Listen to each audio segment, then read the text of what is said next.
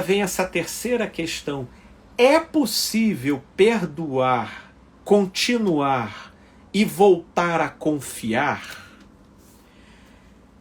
A primeira questão que a gente estava debatendo, ela já lança a introdução para a gente responder essa questão aqui. Porque um dos comentários mais frequentes, que inclusive eu vi lá no meu vídeo, era a afirmação de que a confiança nunca mais é a mesma. E de fato não é. Mas não é porque ela não seja a mesma que ela não possa ser caracterizada como confiança. É possível perdoar, continuar e voltar a confiar? Nós primeiro precisamos caracterizar perdoar. Eu vou falar brevemente nisso porque eu já comentei sobre isso de maneira mais extensa na nossa live passada. Perdoar, tá? Não é, pelo menos o perdão que, por exemplo, Jesus nos convida a praticar com o outro, até nesses casos de traição, não significa o resgate dos sentimentos e das sensações que, como eu disse anteriormente, são de origem involuntários. Ou rola ou não rola.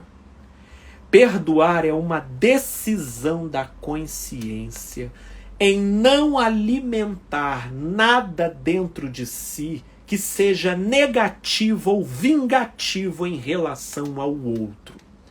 E isso sim é voluntário. No entanto, vão existir dois casos. Os casos de pessoas que perdoam e conseguem, paralelamente, desfrutar do resgate espontâneo dos afetos involuntários e que voltam a se estruturar, ainda que de uma maneira diferente, mas voltam a se estruturar, voltando a possibilitar o retorno da relação. E existem aquelas pessoas que, mesmo perdoando esse perdão, decisão da consciência de não alimentar nada de negativo ou de vingativo em relação ao outro, e que não vivenciam o retorno espontâneo dos afetos e das sensações na direção do outro. Então, quando se pergunta, é possível perdoar? Eu sempre respondo, sempre. Na verdade, eu digo, é necessário perdoar. Para o seu próprio bem. Porque se você não perdoar, você vai forjar um verdadeiro inferno na sua vida, tanto se você terminar, pior ainda se você continuar a relação. Porque aquele sujeito que te traiu vai virar uma espécie de massa gravitacional por intermédio do qual você vai virar um satélite gravitacionando em torno dele pelo resto da sua vida, gerando uma série de medos, de inseguranças, de noias, tudo em função daquele sujeito. E isso é dar um poder tremendo, não só para quem não merece, mas para aquilo que não carece. Porque o perdão, esse perdão, conforme Jesus nos ensinou, que consiste nessa decisão sóbria da consciência, ele nos salva de nós mesmos, de modo a inocularmos os efeitos daquela traição, que obviamente não vai deixar de doer, não vai deixar de nos machucar, mas não terá o potencial de nos traumatizar e de causar repercussões a médio e longo prazo na nossa vida. Isso, eu digo, terminando ou continuando a relação. Então, se é possível perdoar, ora, sempre. Agora, continuar, depende. Aí depende, que era o que eu estava falando anteriormente. vai depender se você constatar dentro de você a viabilidade dos afetos, do tesão e da conexão espontânea dos seus sentimentos estabelecerem uma ligação com o outro. Se você encontrar essa disponibilidade, então pode ser que exista o potencial para a continuidade. E aí vem a terceira pergunta: e voltar a confiar? Esse quesito aqui eu quero responder com um pouco mais de calma. Porque, vamos lá, se você perdoou a pessoa, você está numa relação e você foi traído ou você foi traída, e aquilo te machuca, te golpeia, te rasga, mas por uma questão de princípio, você entende que o caminho da vida e o primeiro passo para a recuperação dessa catástrofe ocorrida é a disponibilidade da consciência em perdoar, de maneira a não alimentar dentro de si nada de negativo e de vingativo em relação ao outro. E aí nesse caminho você nota a disponibilidade também espontânea de sentimentos e sensações se ligando à pessoa e que, portanto, te confere o panorama de poder continuar. Mas o voltar a confiar, ele precisa levar em consideração basicamente dois fatores. O primeiro é quem é a pessoa que você está se disponibilizando e se propondo a dar uma segunda chance. Quem é essa pessoa? Essa é uma pessoa em que você já não está dando nem a segunda chance, você está dando a terceira, a quarta ou a quinta chance? Ah, meu amigo ou minha amiga, se for esse o caso, esse não confiar, essa insegurança é um sentimento de salvação para você. Que ele te moleste até você acordar e entender que não dá para continuar, porque a pessoa com quem você está é imatura, é autocentrada na sua própria punção, e por mais que ela possa ter alguns comportamentos de remorso e de choro, ela está num ciclo vicioso e ela não vai parar. Portanto, a gente precisa, para a gente responder, é possível voltar a confiar, a gente precisa responder quem é essa pessoa que está lá do outro lado. Por exemplo, a primeira questão que eu li aqui, você já vê que a pessoa aqui, ela notificou que foi traída, não consegue mais continuar, mas acredita que a pessoa que o traiu, que traiu ela, se arrependeu.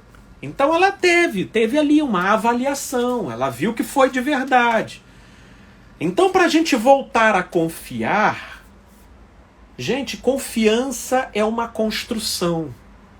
Você não vai voltar a confiar porque o seu pastor disse, confia, filha. Porque você foi lá no líder religioso e ele diz, confia, filha. Ou porque o psicólogo diz, confia, filha. Ou porque os amigos dizem, confia. Não é assim que a gente resgata a confiança. Confiança é uma construção, tijolinho por tijolinho, edificada no dia após dia, e que se faz produto de todo um contexto, de toda uma trajetória de vida. E é isso que tem que ir para a balança. E por vezes, depois de uma traição, a gente não tem essa resposta da noite para o dia. A gente às vezes vai se convencer de que a confiança não é mais possível de se estabilizar e de se resgatar depois de algum tempo. Sobretudo observando que aquele deslize da pessoa não foi algo tópico ou pontual, mas foi o sintoma de algo estrutural em relação a uma enfermidade de caráter que aquela pessoa tem. Então, nesses casos, não vai ser possível voltar a confiar. Agora, um segundo ponto que eu também quero falar sobre isso, voltar a confiar. Se porventura você perdoou a pessoa, encontrou a espontaneidade do seu afeto na direção dela e percebeu que o arrependimento dela foi genuíno e que, portanto, do que depende da pessoa que errou, ela te dá sobejos sinais e indícios da possibilidade de você voltar a confiar. Voltar a confiar precisa ser uma decisão da consciência. Precisa. E uma decisão da consciência que, passando por todas essas etapas que eu acabei de falar, essa decisão da consciência precisa se fazer em nome do amor próprio. Sim, em favor de você mesmo. Porque perdoando a pessoa, encontrando afeto e potencial para continuar, percebendo na pessoa uma contrição e um arrependimento verdadeiro e decidindo você a continuar a relação, mas paralelamente você fica alimentando noias e sentimentos de insegurança, nesses casos, esse é um comportamento de autossabotagem. Você está se autossabotando. Portanto, nesses casos e nesse contexto, voltar a confiar é uma decisão da consciência que, claro, não será da forma como foi anteriormente, mas com a consciência se dispondo a não alimentar nenhuma insegurança, como, por exemplo, no meu caso, eu abracei determinadas orientações que se traduzem da seguinte maneira: ninguém tem o poder de me trair. Apenas eu mesmo me traio. Cada um trai a si mesmo, porque o nosso maior inimigo não mora fora, mora dentro. E eu não vou fazer de uma relação afetiva uma ocasião para alimentar em mim uma disposição obsessiva de ficar monitorando a integridade do outro como modo de eu justificar a minha própria estabilidade e paz de ser. Não, isso é autossabotagem. A minha paz decorre das minhas próprias escolhas. E se o outro porventura vier me trair, isso não vai denegrir ou abater ou menosprezar aquilo que eu sou. Obviamente que vai me afetar, mas uma coisa é tristeza, outra coisa é a destruição do próprio eu pela via do modo como o outro faz a gestão da sua própria integridade. Aí isso não existe. Se tem um eu que vai rachar e se desconstruir com a sua atitude, esse eu é da pessoa que cometer a violação, mas não do traído. Ao traído cabe a tristeza. E existe dignidade na tristeza. Mas não... Porque tem gente que... meu nome, a minha reputação... Eu particularmente já passei dessa. Eu já passei. Eu lamentaria muito se, por exemplo, a minha esposa me traísse. Nossa, isso me dilaceraria de tristeza. Mas eu continuaria sendo Felipe, com toda a dignidade. Ah, Felipe, mas e essa história de corno? Corno é quem não se ama, né? Corno é quem não... É quem, dominado pela carência, ele não se faz capaz de levar com bom senso e coerência as implicações e os fatores envolvidos no contexto. E aí começa a cometer forçações, a se submeter a auto-humilhações. E aí isso caracteriza o corno. Mas o traído tem dignidade. O traído ele está afetado pela tristeza, mas não pela culpa. E a cicatrização desse tipo de ferida segue um curso totalmente diferente um do outro. Portanto, viver nesse mundo é correr riscos, inevitavelmente. E eu, quando entrei num segundo casamento, eu entrei consciente disso. Mas graças a Deus, o amor, ele pesa muito mais do que as ameaças que o medo pode fazer para a gente.